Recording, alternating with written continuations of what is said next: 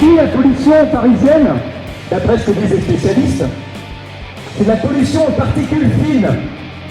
Or, les particules fines sont essentiellement émises par les moteurs diesel. Et il n'y a aucune moto qui circule au diesel. Toutes les motos circulent avec des moteurs à essence.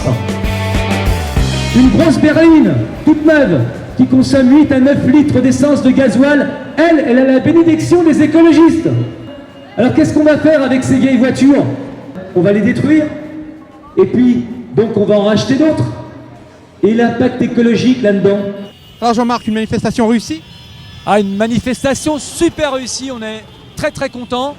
On pensait avoir entre 150 et 200 motos, on s'est dit un lundi, si on a 200 bécanes, c'est super. On a eu plus de 400 motos. C'est vraiment une manifestation qui s'est super bien déroulée, dans une très bonne ambiance. À un moment donné, on s'est arrêté devant la mairie de Paris. On a demandé à tous les motards de descendre dans le métro pour démontrer par l'absurde à Madame Hidalgo que si tous les motards devaient prendre le métro, ça ne serait pas possible, on encombrerait le réseau. Tous les motards sont descendus de leur moto, ils sont tous allés dans le métro, c'était assez impressionnant. Vraiment, tout le monde a joué le jeu, c'était génial. Très très bonne mobilisation. Voilà, comme quoi, c'est pas la peine de faire de la quantité. Il faut faire de la qualité avec des gens qui ont vraiment envie de se bouger et vraiment envie de résister et de lutter. C'est vraiment, on est fiers aujourd'hui d'être motards parce qu'il y a eu vraiment super mobilisation. Alors vous appelez au boycott de la vignette, hein. Vous voulez pas qu'on l'achète? Oui, effectivement, la Fédération Française des Motards en Colère de Paris appelle au boycott de cette vignette. Nous, en tout cas, on ne la mettra pas. Quelle va être la suite de cette action d'aujourd'hui? Il va y avoir d'autres actions, on va demander encore un rendez-vous à la mairie de Paris. On va essayer de leur faire entendre raison, notamment par rapport aux deux roues motorisées. Mais aujourd'hui, au-delà de la moto, on s'aperçoit que les citoyens ne sont pas entendus par les politiciens et ça pose un vrai problème. Aujourd'hui, les gens sont obligés de descendre dans la rue pour se faire comprendre et entendre. Et même en descendant dans la rue, on a en face de nous des autistes.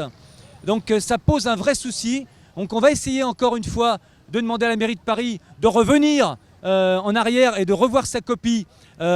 Et puis de toute façon, on va continuer d'autres actions différentes, ce qu'on appelle nous les opérations ponctuelles ou coup de poing ou ce qu'on veut. Enfin voilà, donc on est toujours sur le terrain et on ne lâchera pas et on demande à tous les motards de ne pas lâcher. Il faut arrêter de dire c'est fini, c'est plié, il n'y a plus rien à faire. Il y a toujours quelque chose à faire, il faut toujours résister et l'histoire nous a prouvé, on avait raison. Les politiciens, ils savent que les gens se laissent faire, se tendent comme des moutons et donc ils font ce qu'ils veulent. Mais s'ils savent qu'en face, il y a une force d'interposition, et bien du coup, ils sont un petit peu plus gênés aux entournures. Donc même quand on croit que ça sert à rien, ça sert toujours à quelque chose. Il faut se mobiliser et ça sert à rien d'être derrière son clavier, son Facebook, je ne sais quoi en train de gueuler. C'est dans la rue qu'il faut être avec les vrais combattants.